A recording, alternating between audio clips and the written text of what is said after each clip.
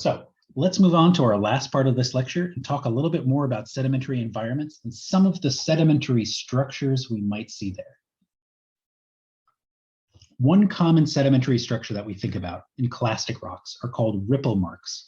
Ripple marks reflect motion of flowing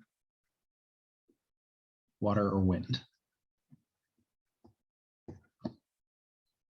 If you find a rock and it's got these sort of symmetrical ripple marks inside of it, that means that the motion that those sedimentary particles were subjected to was in two directions, and it was pretty consistent in both directions. This could be things like waves, or in extreme cases, tides, going out and back in a constant and back and forth pattern and makes symmetrical ripples. In contrast, if your flow is, say, on the bottom of a river, is always moving in a single direction, we call these unidirectional ripples, and they're asymmetrical. One side is shallow, and then another side is steep. Here you can see an example of one of those asymmetrical ripples as water has moved down this sort of mudflat face and caused these ripples to form. So how does the shape tell you which direction the water moved in? Well, as water is moving, it's going to ride up and it's going to start to erode some of the sediments that are still there.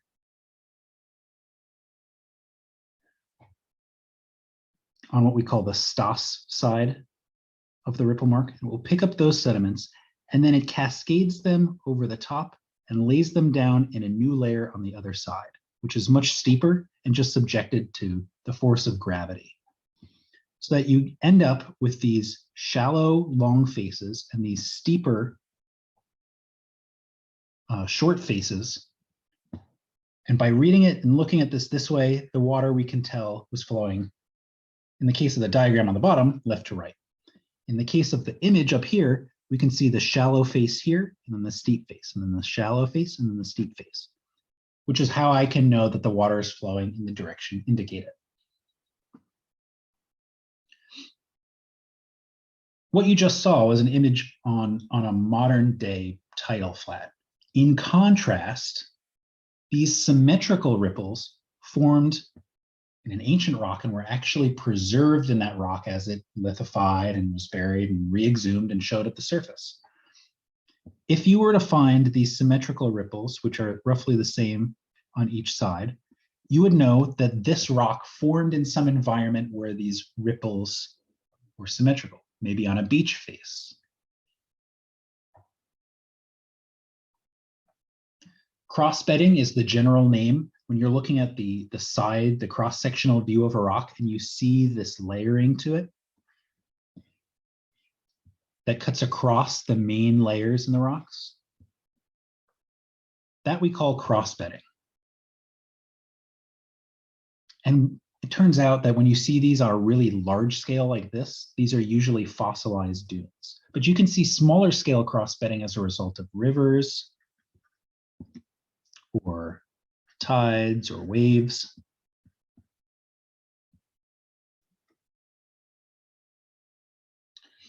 You can also find flat bedding plains. These tend to form in places where the energy is not quite so high as it would be in a river or coastal wave environment.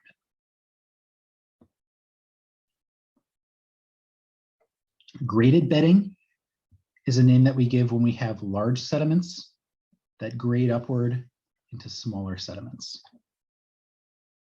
We might call it inverse graded bedding if it goes the other direction. But graded bedding in general, a change in sediment size, what does that imply? It implies a change in energy level during deposition. This stuff was deposited first. This stuff was deposited later. Because this stuff is bigger, that means that energy must have changed, decreased over time.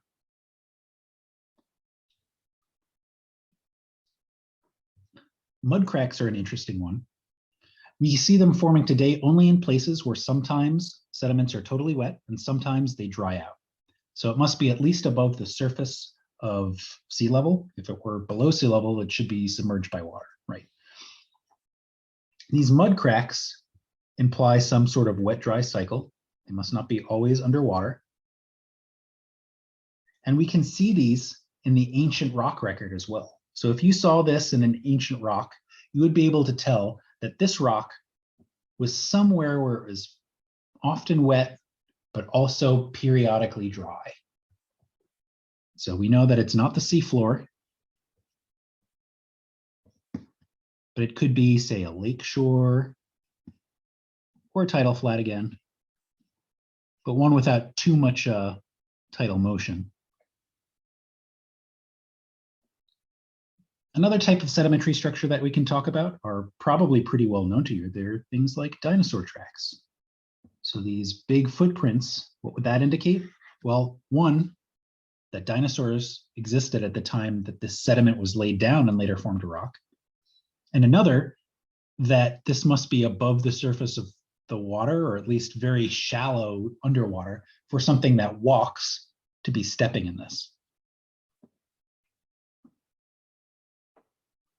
So to reiterate, remember that the properties of clastic sedimentary rocks reflect their environment. That we think about the energy of the environment, and that higher energy means bigger grains. So that if we look at this rock, it probably had higher energy than this one. Distance from source or duration of travel controls how long these particles have to weather. And as you get farther from your source, you end up with more rounding and more pure quartz the further that it's traveled. Something like this, it's mostly quartz. It's very little else in it. It's probably traveled far. This one, relatively little weathering, because we can still see some dark minerals, and we can still probably see some pink that might be the orthoclase. So there's lots of other stuff. The sediments that make it up probably traveled short distance or time.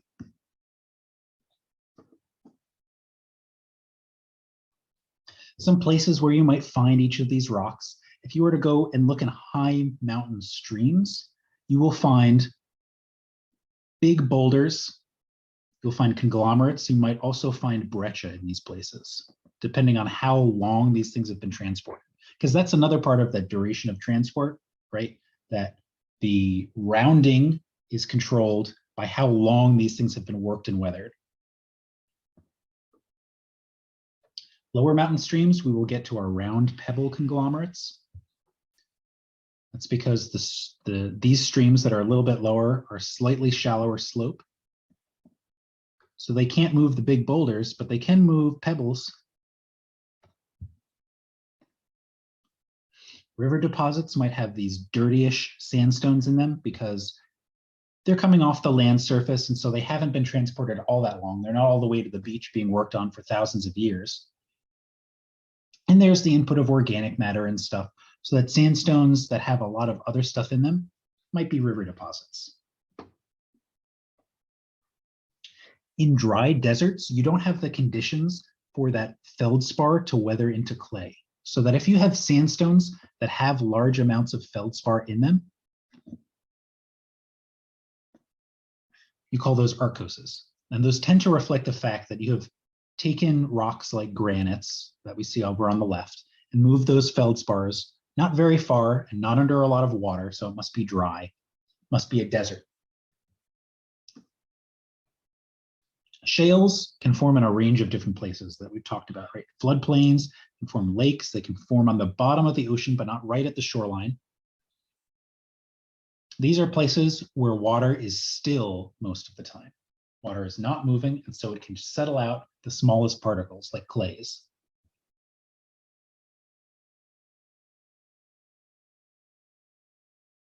Make a couple comments about shales here, just because it's a good time to do so. They are the most abundant clastic rock on Earth's surface. They are formed from the finest particles, and they've been transported a far distance, so all that feldspar has turned to clay. Their color ranges from black because of organic matter, to green because of clays, to red if you've got a little bit of hematite mixed in.